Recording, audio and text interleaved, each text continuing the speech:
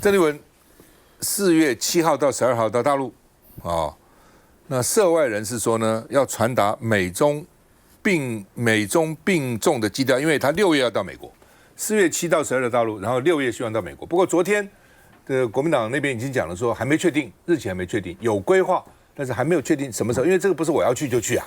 你總是要先溝通好去哪裡啊？等你看的人也要稍微有點分量嘛，你談的事情要有點分量，否則你去了個半天，去幹什麼所以呢，表示事實上馬英九當時就是親美友日和中，本來對國民黨來講，或者是對台灣來講，美國、日本、中國大陸，其實你基本上你都是要交往的都有各種重大的利益在裡面的。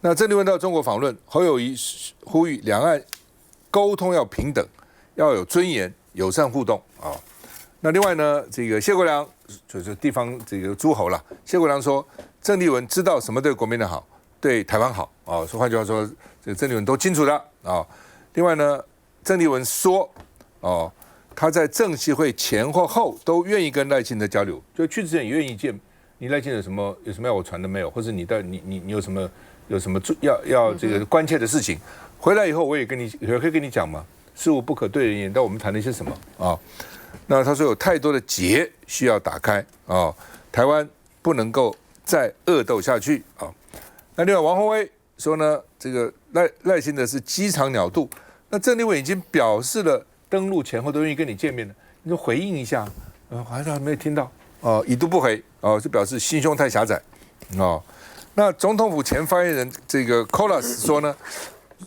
賴清德應該見鄭麗文，而且應該主動殺球就是說呢，為什麼國民黨不通過國防預算為什麼這個大家都知道要守護台灣安全，那你國民党要怎麼做？主動殺鄭麗文那鄭麗文沒那麼笨了你真的你要殺他，他搞不好回殺你了那另外呢，鄭麗文要到大陸去訪問國台辦說，國共加強對話對台海和平有重要積極的影響。我們看一下。鄭麗文講這些話是在記者會上說的是在記者會，而且媒體也都有大幅的報道。到現在為止，我們的賴總統已讀不回。之前的那個珍珠奶茶怎麼回事啊？要跟他一起吃什麼蝦仁飯又是怎麼回事呢？我希望我是小人之心度賴總統的君子之度因為賴總統過去雞腸鳥肚的性格，我覺得他不會接受。你看君。我覺得這個當然，鄭麗文主席他自己在中常會上面這樣子講了。那如果真的要拜會賴總統的話，我想這個有相關的正式的管道可以邀請。然後你如果在這個中常會上面講，那你講人家就要來去回應你，或者是就是說要邀請你來嘛？我覺得這也是蠻奇怪的那再來就是說鄭麗文前往中國。那我想，這個當然大家都已經關注許久。那在這個時候、這個時間點去，我只能說，我不知道國民黨內部怎麼想的，但是我覺得對於台灣而言其實是一個，我覺得會讓台灣人民覺得說，你在這個時候你要去談什麼，你要讓大家知道你要談什麼，就是交流可以，但是問題是想要談什麼，這個內容我想應該也要跟國人讓國人了解嘛。就是說，第一個是現在台灣很明顯的，我們受到中國的武力威脅是持續不間斷的，包含從前年到去年的軍演，他們的軍演的範圍很明顯的就是衝着台灣而來。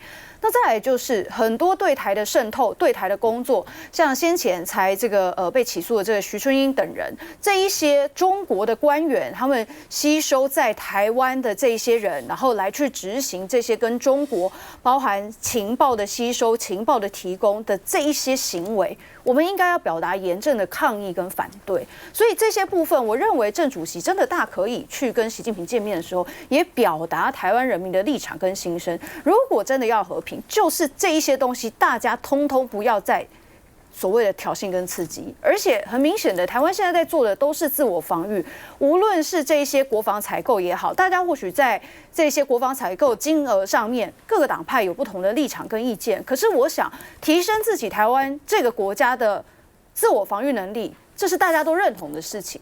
那這個部分誰在反對？全世界唯一反對的就是中國，不知道在跳腳什麼，這跟你們就沒有關係。為什麼台灣要提升自己的防禦能力，中國要一直不斷的跳腳，一直去跟台灣嗆蝦，甚至還去嗆蝦美國？這個我覺得這是很無聊的事情。所以鄭麗文如果去見習近平，我希望他們談的是這些內容，但會不會是這些內容呢？我打上一個問號了哈。所以我覺得這個鄭麗文主席去，然後包含說最近又傳出這個國民黨內對於軍購案內部的預算哈，有大家金額有不同的看法。那大家說這個剛剛柯委員說這其實沒有差很多哈，意思是一樣的，但都可以。但重點是說我們怎麼樣去對中國表達台灣跟中國之間現在的關係是中國必須先放下兵戎相見這樣子的行動，大家才能好好坐下來談。南娟。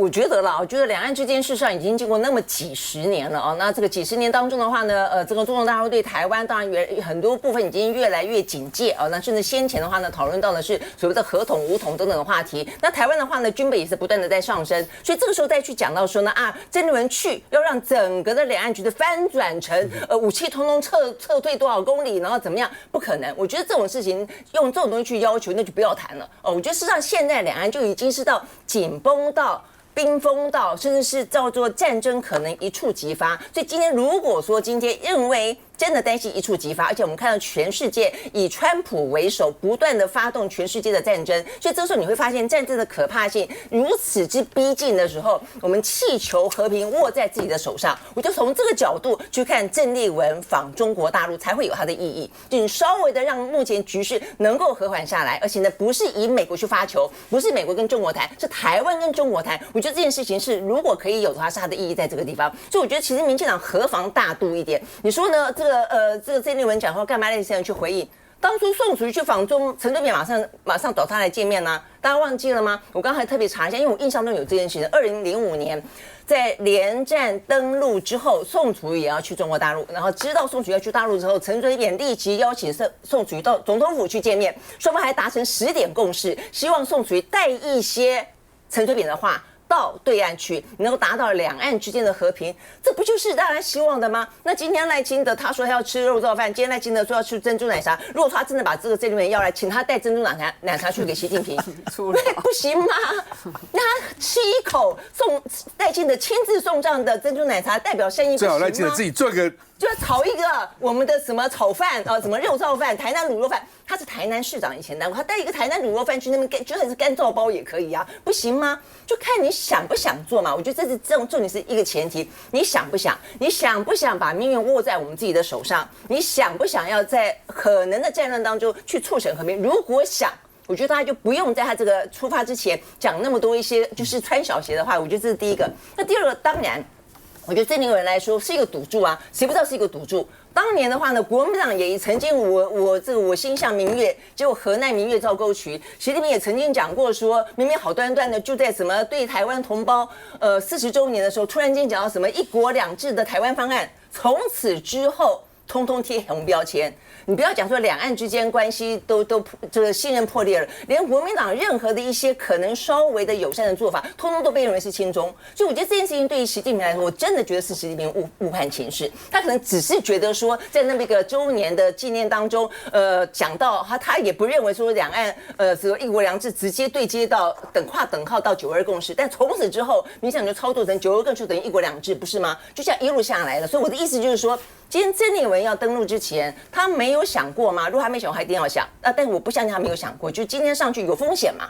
今天除了鄭麗文怎麼表現之外，我覺得習近平你要怎麼去拿捏？習近平會不會體會到你的善意？已經國際之間目前的戰亂當中，當美國已經失去了一個老大哥該有的風範的時候，其實中國正可以去取而代之。如果他體認到這一點，他知道的不只是兩岸和平，他還知道國際世界和平，他的角色在哪裡的時候，我認為他會回應相當程度的回應這一次所謂的和平之旅。那我們也不敢說他會不會講到說這個趙先生有講到過嘛？什麼你只要不台獨，我們就會絕對不打台灣。這個話我覺得對於中國大陸來說，我是覺得可能對他來說有點過度。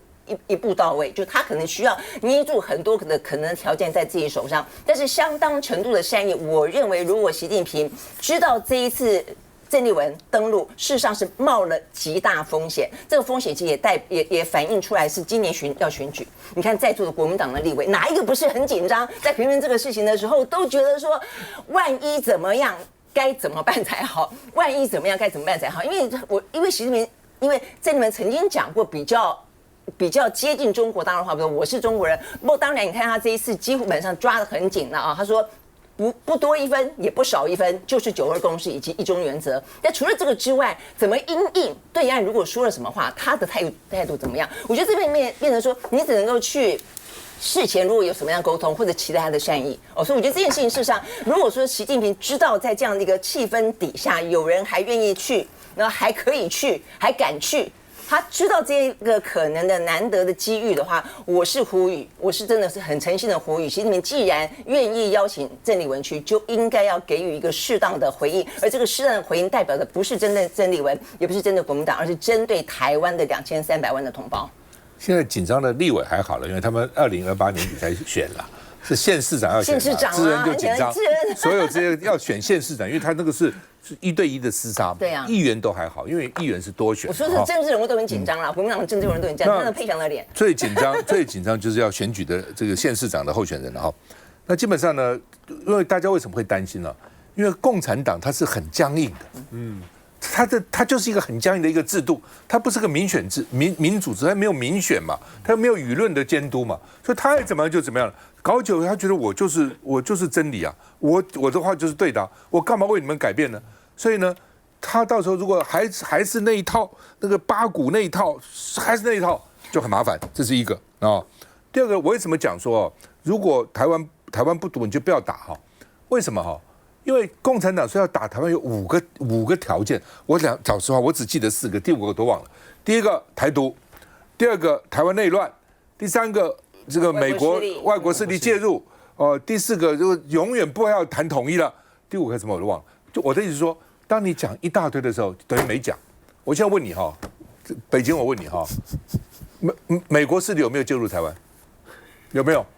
當然有嘛，他這個禮拜就參議員都來了，還關心他們的國防，他有沒有介入？這算不算介入？你的介入定義是什麼？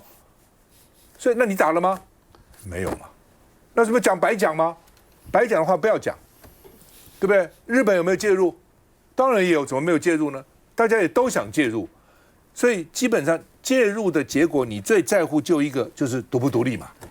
這是還是你的重點嘛？你講一大堆，就是你不管你怎麼介入，你不要給我跑掉，因為我中國人不打中國人，對不對？那你要跑掉，你就不是中國人了。那我要动武怎樣？很清楚啊。當你說不獨，我就不打。那這個時候，民進黨要獨的這個正當性就沒有了。美國，你常常說美國什麼以美謀獨，美國要私下支持台獨的力量，也就瓦解了嘛，不就這麼簡單嗎？你這個也不講，那個也不講。當美國人說啊，老共打台灣，台積電很危險，你也不講說我不會打台積電，那台積電被人家搞跑了，這他有正當性就走了，美國有正當性就走了。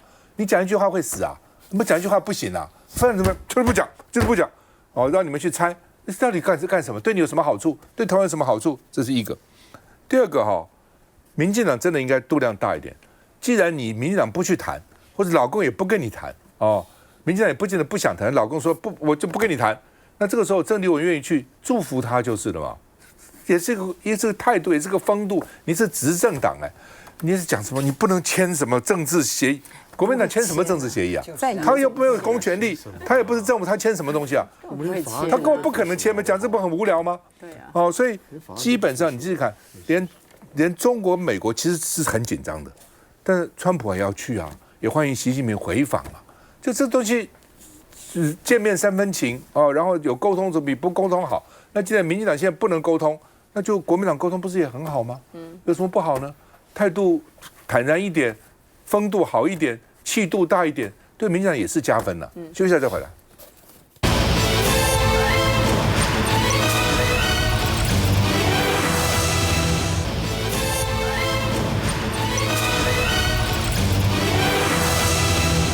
最近霸凌啊，這個話題很熱門。這個霸凌，那個霸凌，那個霸凌，到底怎麼霸凌？有沒有霸凌？楊珍妮昨天說，她跟顏慧欣互動非常好。他過世他也很難過。我想當然不是同事，不管你處得好不好，好一個人啊，這麼年輕53歲就過世，當然難過了，我們都難過啊，我們看了都覺得難過，怎麼這樣子呢？啊，那另外呢，嚴家的有人報說你難過，難什麼過？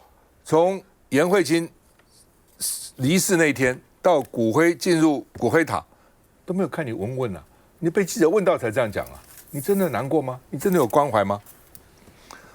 他的嚴家的朋友說，顏慧卿第一天到 OTM 辦公室就被咆哮，什麼意思？就是那個命令大概流程有點問題啦，晚了2個禮拜下來，已經告訴你去報道，但是那個命令還沒下來。那楊慧欣呢，就去了以後呢，就那個幕僚就把他帶到他那個副總談判代表的，他这個次長級的辦公室，就是哎，這將來是你的辦公室，你就坐。哦，這個什麼楊振寧，對這個把他帶去辦公室咆哮，命令還沒下來，你怎麼知道不會變？你把他帶到辦公室幹什麼？所以那之後，到命令下來之前，這個顏慧欣都跑到那個會議室去坐一下，就自己的不敢進自己的辦公室。哦，然後也不給他這個秘書，這麼重要的事情，很多文書要作業要找資料，就顏慧欣有時候沒辦法找別的秘書，有時候還去找楊珍妮的秘書拜托一下。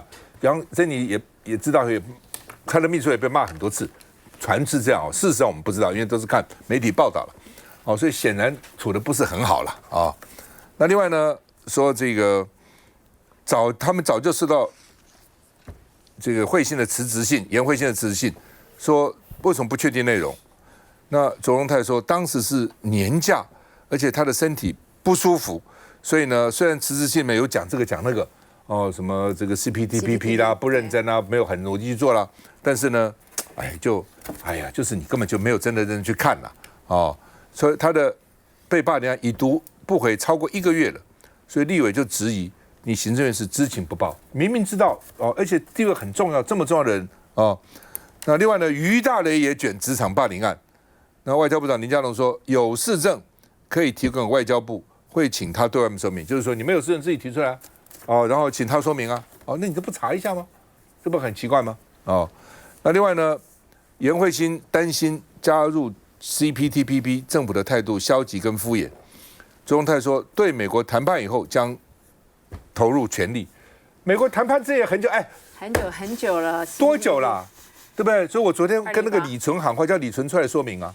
李純啊，當時你跟我是辯論的哦，对不對？我记得在林口嘛，在民視好像，哦，在3年前在林口辯論，然後你就說我們加入不加入？我當時講說，這萊豬啊、美牛都要嚴格檢查，對不對？我們跟美國人不一樣，美國人真的不吃豬啊，美國吃什麼豬？我們什麼都吃。我在美國留學的時候，經常買豬肝，為什麼？很便宜，買一大堆炒一炒，很好吃嘛。美國人吃豬肝嗎？不吃啊，所以。台灣人，你看到台灣最喜歡吃豬下水啦，什麼豬頭肉啦、豬耳朵啦，哦，什麼喜歡吃這些東西，老美也不吃啊。所以你飲食的習慣不同，你當然標準要嚴一點，不是應該這樣子嗎？哦，不行，你趙康，你這樣的話呢，我們就進不了 CPTPP。李春，你當時是不是這樣講的？你代表民進黨政府講的，那現在呢？你高高當官到歐盟當代表了，然後呢拿高薪，那薪水非常高的，然後呢1個月聽說幾十萬，然後呢？CPTPP 進了嗎？沒有啊。那當時你不是跟我們講，要讓萊豬進來才能夠進 CPTPP 嗎？這樣去影響公投嗎？那現在進了嗎？如果說你很努力，我拼了命要進不去他也認了。我們也知道外交處境，我們也不是都不知道，我們也不是那麼多都不體諒。但是你真的努力，連顏慧欣他是副總談判代表，他說太消極太敷衍。然後你現在卓榮泰說對美國談判以後再投入，那之前2、3年在幹什麼？好幾年啦，你們在做什麼？那時候還沒有跟美國談判啊，那時候還是拜登啊，你在做什麼？哦，所以已經4年停滯了，看到沒？停滯了4年了。哦，所以呢，風傳媒的評論就是說，騙我們台灣人吃萊豬、吃核食，結果呢，加入 CPTPP 的爭論佐證政府是欺騙我們。政府最好的政策就是誠實嘛。你不要為了你的目的去騙，你今天這樣騙，下次人還相信你嗎？騙一個人哦，你只要騙我1次，我永遠不相信你，1次就夠了，不要多。你知道一直騙，大家還相信嗎？以後再我們講說你這樣才可以國防才會安全呢，這樣呢台灣才會安全呢，大家會相信嗎？我們看一下。行政院經貿辦副總談判代表顏慧欣生前疑似遭霸凌，邊媒媒體指出，3月29號顏慧欣骨灰入塔，身為長官的楊珍妮從未慰問。這個部分我們沒有獲得訊息。那行政院有派人去關心嗎？也不清楚。這個不清楚。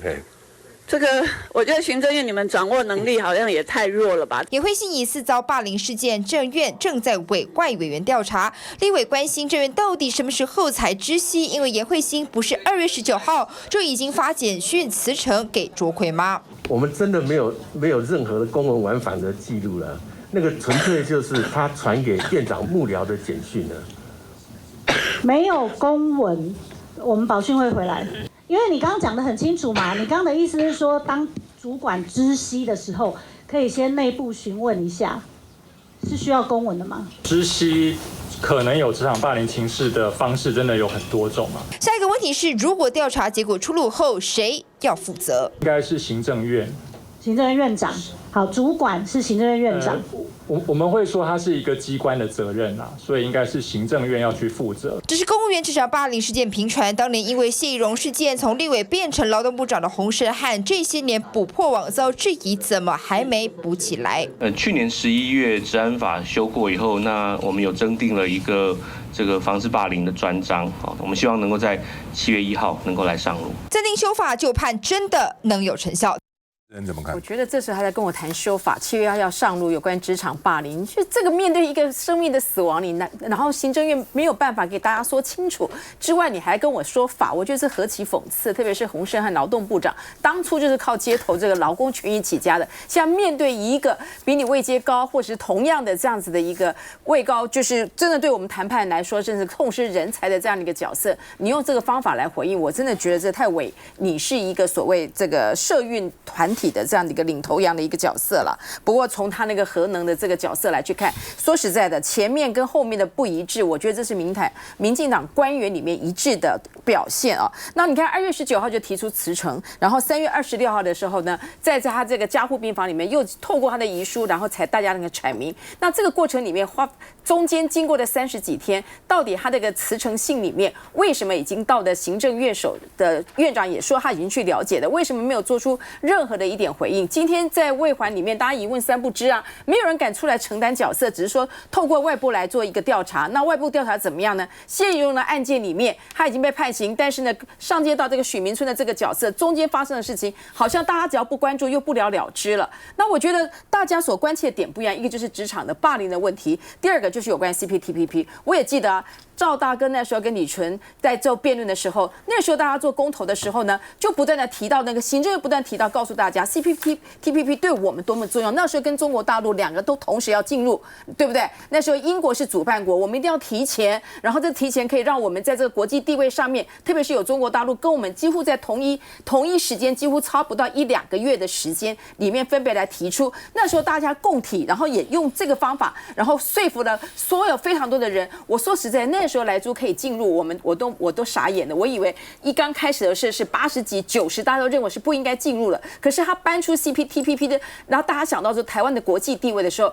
說服了非常多的中間選民。大家也認為說加入之後呢，只要政府嚴格把關，是不是可以讓台灣重新回到地位？那現在你才發現，4年來了，完全沒有在這個事情做任何的推進，事實上沒有做任何的一個改變。否則以顏慧欣這樣的一個角色，以他那個外形，還有他的這個專業的素材，還有包括真的是已經在身體很微弱的時候，還提出這樣的一個建言。如果不是因為太過被動、太過消極，他怎麼可以拖着他微弱的身體去做出這樣子一個臨死前的一個建言？所以這個部分已經牽涉到霸凌，為什麼你不夠處理？第二個就是你真的是位高到這樣的角色，當初用過這樣的一個條約來說服所有台灣民眾的時候，我們竟然發現你並沒有很積極在努力。那這兩個加起來，當然會變成一件的事情啊。不過我還是提醒這件事情要追究到底，因為像目前太多事情了，很多人就是開始專注別的事情，然後完全把這件事情放在旁邊來去看。這件事情如果不追究到底的話，實在對顏慧欣來說是何其不公平的。接下來再回來。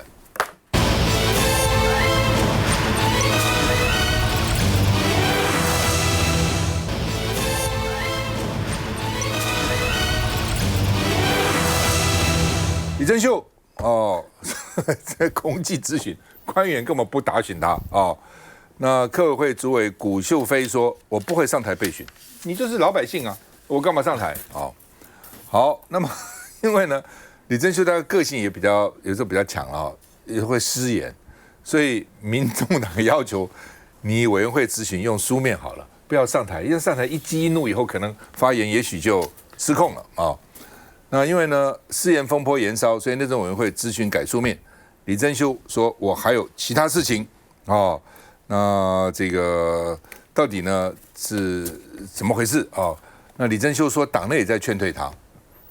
他據傳說他拒絕辭職立委，而且還說你們民眾黨的中評會如果對我這個亂講話，揚言要提告你們哦。那另外呢，因為他當時講高虹安什麼這些問題了哈，所以他說我跟高虹安當面有道歉。然後李正秀又脫口說，我之前講數字又不一樣了。好，那另外呢，賴香伶忍不住了，賴香伶就轟李正秀說，你是重創民眾黨的形象，說你要知所進退，要配合中評委會的調查哦。那另外呢，黄國昌也出來了，民眾黨主席黄國昌說，的確啦，哦，人家問了黃國昌，那賴香伶嗆李正秀知所進退，黃國昌說很多黨員都這樣講哦，所以看起來黃國昌也沒有挺哦。我們看一下，中評會我沒有參與，香伶他所說的其實是非常多的黨員大家共同的心聲。台灣民眾黨的公職，在你的位置上面，把你的工作做好，每一個人都應該要虛心的問自己，有沒有做到選民期待的標準。到底怎麼回事啊？來，亮君怎麼看？這個當然，民眾黨他們自己中評會要对李正秀做出什麼決議哦，這個他們黨內他黨事務啦。但是我覺得是蠻奇怪的，就是說李正秀提到這一些事情，其實他大概也是依照北檢當時檢察官所提具的相關的簡報，然後去講的這個數字啦。哈，所以這個數字上面，當然這到底是怎麼樣去影響黨的名聲什麼的，這當然民眾黨可能有他們自己的一套說法了哈。但是看起來很像是民眾黨感覺這樣看起來变成是一個一言堂哦。那當然李正秀的爭議也不止如此啦，就是目前他當然還是深陷在他自己有雙重國籍部分的，不能繼續當。那我認為民眾黨或許在這個時候，在中評會如果最後決議要開閘的話，或許也能讓李正秀的這個雙重國籍事件也能夠因此有告一個段落，也能有這個落幕哦。但是看起來李正秀又很堅持他的這個主張跟立場，然後也對民眾黨中評會也有所不滿哦。那接下來到底會怎麼發展不知道了哈。但是我覺得這個就是看說黃國昌現在呢作為民眾黨的黨主席哦，那柯文哲現在深陷官司當中，但是在整個立法院裡面，現在新的8席立委的這些狀況看起來是在整個立法院裡面黨團看起來是比較辛苦，也比較弱勢，因為李正秀的關係而導致於其他7位大家根本不記得是誰哦，那表現的這個狀況也可能沒有讓大家看見哦，所以我覺得民眾黨要怎麼處理李正秀，針對他是不是有損害黨譽的部分，他們自己決定。但是我覺得雙重國籍的事件，民眾黨在這個事件上面的立場，我認為仍然是非常的不以為然，也很不認同哦。這個事情依照法律該怎麼辦就怎麼辦哦。那這在當時柯文哲主席所提的這樣子的一個不分區的候選人，那黃國昌現在是要為他背書嘛？那如果為他背書的話，雙重國籍又為何能夠擔任台灣的公職？這件事情，我想過去在台灣的政治史上有非常多的前例，都已經告訴大家，這是絕對法律上所不允許的事了。那今天如此，我認為就應該要立刻的來進行相關的處理，而不是想要透過李正秀他的發言傷害黨譽，然後一言堂透過中評會去處理，然後讓這個事情而告一個段落。我覺得這樣的處理方式也是非常不對。院長，這個當斷不斷，反受其亂，小洞不補，大洞一定會叫苦。我記得這跟我這個年紀差不多，但是他還是保持着非常優雅的那個李馨安小姐，她之前也是要選台北市長，後來被爆出雙重國籍後就退選。她其實很優秀啊，當時她選擇就退出，說一不二。所以我覺得一個政黨要活下去，尤其現在民眾黨現在很艱難的時候，啊，我覺得他至少在這制度上弄出了他的 SOP。柯 P 最在講 SOP 嘛。如果現在公務員服務法裡面，包括立委的資格，如果不能雙重國籍，哪些條件之下弄出來？那第二個，你說你宣布放棄有一個了，那是什麼時候？拿出具體的證件。你說你合法，那拿出證據出來。啊，這是個法治社會，我覺得證明就是用證明你的清白。檢察官在選的時候，或者其他人在選的時候，也被質疑說你是不是有放棄國籍等等，人家就拿出來，就是我已經很多事情做了處理了，所以後續就沒有其他的紛爭出來。那民眾現在比較像在止血了啊，就是說當李正秀從戰力變成負債，他從這個資產變成負債的時候，其實民眾要想清楚，就是你現在有8席，那就他這一位，如果他有一些他的去留決定以後，他後面還是候補的，不是嗎？所以他的8席席位不會少，你總額管制之下不会少。套句藍泉剛講的話，你要不要認賠殺出？就如果李正秀他真的能夠幫民眾黨做出很大的戰力，他凝聚很大的力量，然後呢進退有據啊，他資格也沒有問題，他當然繼續留下幫民眾党打拼。可是此刻他已經變成他要改成書面質詢，那現在在行政院的各部的會的官員碰到他，也就是把他當空氣啊，那你當然不可以自我調侃說空氣很重要，你把我當空氣，你沒有空氣，馬上1分鐘以內你就會死，這樣講是沒有人相信的。當空氣就是視而不見。夏伯納說对人最嚴厲的懲罰不是惡言相向，而是視而不見。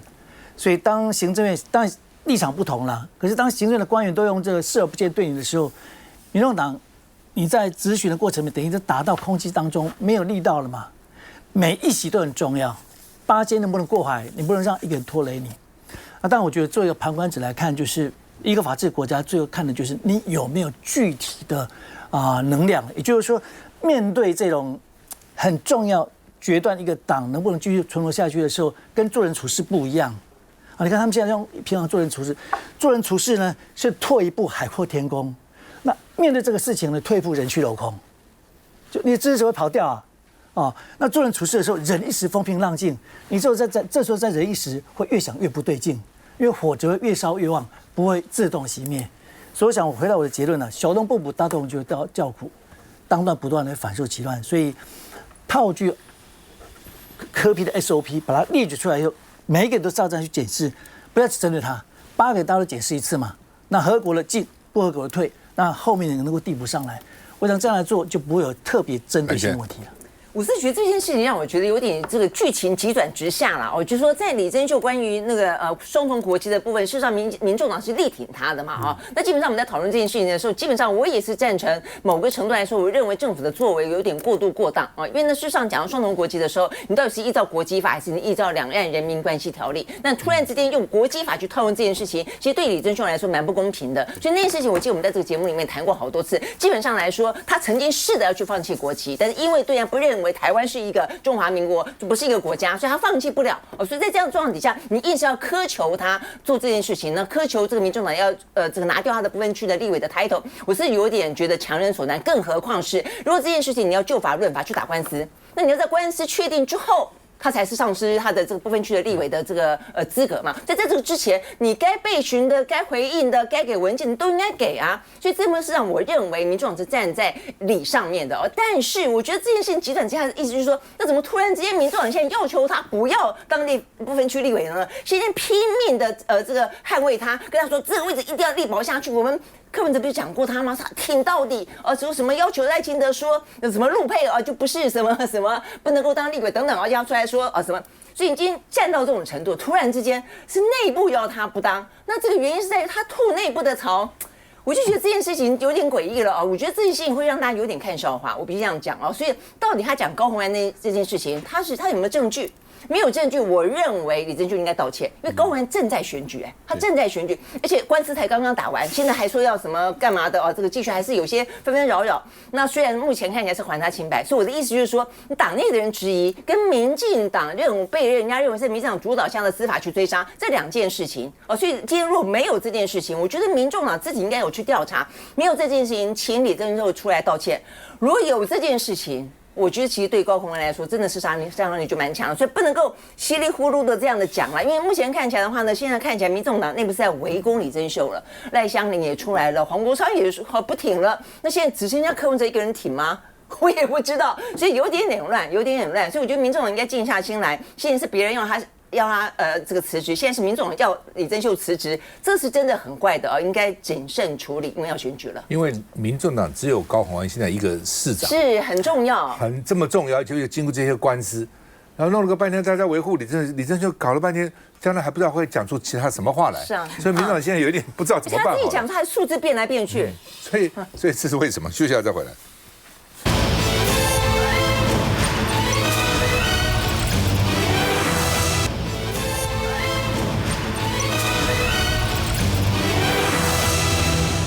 好，最近民進黨要提名，他很多都早就提了啦。那國民黨因為這個他有各種制度啊、協調啊、初選啊哈。台中是大家很關切的一個地方哦。結果呢，這個原來大家認為是江啟臣嘛，後來楊清說我也要選啊，而且我有實力啊，我幹那麼多屆立委，而且我做過台中市副市長啊，為什麼我不能選？哦，因為他也做過副市長，那你說不給他參加初選嗎？好，所以你就到了3月底了，那江啟臣勝出啊。不過楊清軍很有風度，立刻就說支持江啟臣。我原來競選力量要變成他助選的力量，我覺得不錯啊。我覺得至少雖然拖了久，大家有一點覺得時間拖太久，但是呢，至少在初選以後，現在最怕初選，我說我不服氣，初選不公平，我要脫黨，那就很麻煩啊。那楊清軍第一時間就說呢，要團結，而且我要助選啊。那而且他講的還不錯，他說贏的人是提名人。輸的人是助選人，所以個人事小，台中市大，我會履行承諾，全力支持江副院長江啟臣啊。那另外呢，新竹就稍麻煩，雖然徐欣瑩贏了，但是呢，徐欣瑩第一天就去拜訪楊文科縣長，但是沒有看到副縣長，所以大家認為說新竹的整合還是蠻重要的。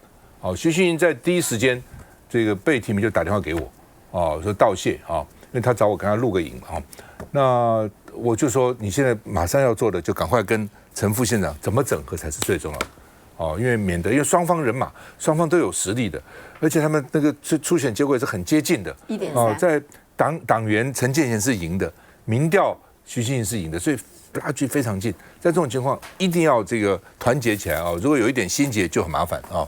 這種團結是這樣，你對就是說跟你的競爭對手要全力支持你。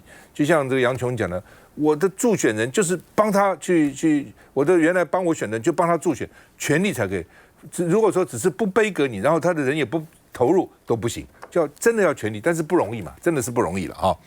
那所以呢，徐欣瑩苦戰出現了，但是呢，裂痕還是要修補的哈。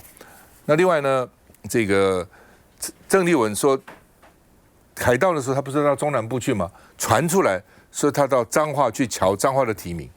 因為謝依鳳家裡姐弟，這就是姐弟，還真的姐弟。楊瓊瑩跟江啟臣還不是，他只是政治上的姐弟，還不是血緣上的姐弟，這是真的血緣上的姐弟。那據說了，不知道真的假的，說爸爸比較挺弟弟，說還是比較重視男生了那爸爸挺弟弟，那是不是相反？像媽媽挺弟弟，媽媽挺弟弟，好吧？爸爸挺女兒，媽媽說了算哈。所以不管怎樣，反正就是說呢，姐弟之間還是要把它一定要整合好了那但是麻煩就是說，如果姐姐選上縣長，那弟弟還當議長嗎？對不對？這種真的。不過以目前我開個玩笑，我說謝依鳳可以講說，以我弟弟這樣對我。我當了縣長，議長一定比我更嚴格監督真的嗎？你看他弟弟會放過他嗎？不會嘛。不過謝依鳳說沒有談這個事情，參選立場不變。謝依鳳的條件很好的政大的經濟學博士然後呢腦筋啊邏輯學歷經歷其實都蠻好的那另外呢，現在還有3個跟白還要整合，新北要跟黃國昌還要整合，宜蘭吳宗憲提名還要跟陳琬惠整合。嘉義市張啟凱跟翁壽良還要整合，彼此要整合所以呢，這個看起來這個整合還是要一個步驟，還是一個過程才可以的而且很多時候這個也不見得國民黨也很比如說翁壽良，聽說也很認真在選啊，所以張啟楷遇到的這個壓力也蠻大的哈。黄國昌也說啊，他就說程序我還是要走啊，還是要把這個該走的要走完吶，變成這樣子哈。來，沛強。我會先從台中開始談起。如果我記得沒有錯的話，8年前呢，8年前楊瓊英現在的角色就是當初江啟臣的角色，而且那個時候民調出來，我記得啟臣哥常0.6，兩通電話。可是後來那個秀燕市長出現，然後這樣啟臣哥那時候還是立委，就很大度的直接幫他輔選，所以現在變成台中這樣，過去8年前有這樣的先例，有這樣成功的先例，有這樣好的先例，所以8年後這樣一初選一結束，很快能夠整合成功。我想也是就這樣，我覺得像這樣的民主的典範，其實很多不只是在國民黨，很多政黨裡面其實都可以學一學，不是一定要說上面指定下來才是好人這樣子。那至於說其他的地方，我常講說每個地方的選舉都有不同的文化，每個地方選舉都有不同的情節跟恩怨。那至於如果有關新竹的話，那新竹其實老實說，這一仗現在這個初選已經結束了，接下來的整合，我覺得溝通跟誠意是最大的2塊。那如果有誠意，畢竟能溝通得好，那溝通到位，誠意才能表現。我認為只要願意談，什麼都可以坐下來談的。那至於說那個有關說藍白合這一塊，不管是新北也好，宜蘭也好，甚至是有關嘉義也好，我覺得3個其實也都是可能會採取像台中一樣模式。如果真的協調不成，那就可能有一個類民調的初選。那當然兩邊都會講好這次其實一方面因為有台中的先例在這邊，另外一方面也有失敗的2024的先例在這邊，所以两邊都知道合比不合來的好得多。那两邊也會主動去協調，去說看怎麼樣去凝聚出最強的戰力來去把2026 11月28號這仗贏下來。我想這個是應該是全部人的共識啊。我覺得新竹啊，真的是我們沒有樂觀的一個權利啦，因為他們的初選真是打得刀刀見骨，彼此之間其實在那個傷痕當中，可能候選人本身還好，可是抬轎子的人那些支持者，這個要花非常多的時間來去做處理啊。那彰化我也個人認為是我們最陷入焦灼的一戰嘛，因為這個就誠如您剛所說，民進黨的陳素月早就已經就定位了，但是我們這邊又是這個人選又是為民，然後又牽涉到家族裡面，然後到底到最後現在已經到4月的時間，如果再沒有，即使是謝依鳳真的出來，然後他弟弟那一塊的勢力都還是嘛，就是我们剛剛所提到的各有一個大家這個家族或者是基層一個很大的勢力。然後呢，即使候選人本身 OK， 下面的人因為已經投入這麼多了，他們一定有他們自己的想法。然後這時候你要叫這些人全部再轉向來支持當初可能彼此還有一些怨懟或攻擊的，我覺得一般人沒有辦法轉換那麼快。所以我覺得新竹跟彰化對我們來說真的是非常辛苦，我必須要持平這樣講。那台中當然沒有問題啊，因為都是立委，然後他們楊瓊英展現出這種氣度，我覺得啟臣也因為這樣子，然後因為有初選，他可以提前開始走遍整個台中，我覺得這對兩者來說都會是一個很好的範例。所以我覺得就看看我們的彰化跟我們的新竹縣，這個是我們要非常提高警覺的。我想這個當然藍營現在人選陸續出爐啊，但是民進黨其實很早就開跑啊。那當然我們現在還有一些縣市仍然在這個協調跟準備提名了哈。那我想，因為民進黨我們在每一個縣市的布局，也希望說能夠盡可能爭取到更多年輕族群的選票啊。那最近也傳出說，這個民進黨的發言人韓盈也將回到這個宜蘭市來參選哦。那所以我們在很多的這些縣市首長的布局上面，就是說除了這些大家講說在地緣關係上面哦能夠有比較強的連結之外，那其實你說像彰化的這個謝家哦這樣子的一個家族，大家要怎麼樣哈能夠在彰化走出一個新的道路？我想陳素月跟他的團隊也都非常的努力，然後我們在每一個縣市其實也是都希望提出這樣子的人選，然後能夠爭取更多年輕選民跟中間選民的支持。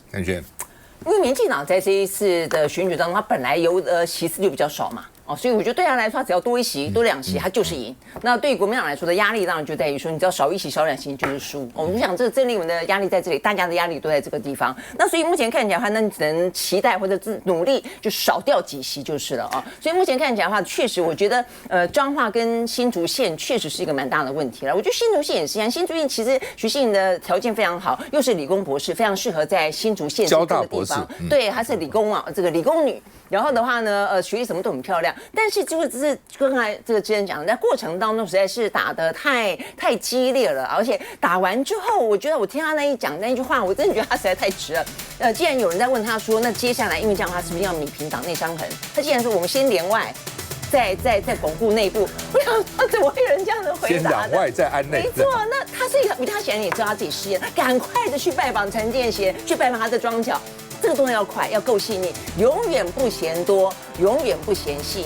那彰化的話，我覺得可能要另謀他途了。江院長，這個彰化縣畢竟不是花蓮縣啊，花蓮縣可以夫妻這樣兌換。因為彰化縣那個地方藍綠都有輪流執政過，如果你沒有做取捨，最後搞不好全都輸都。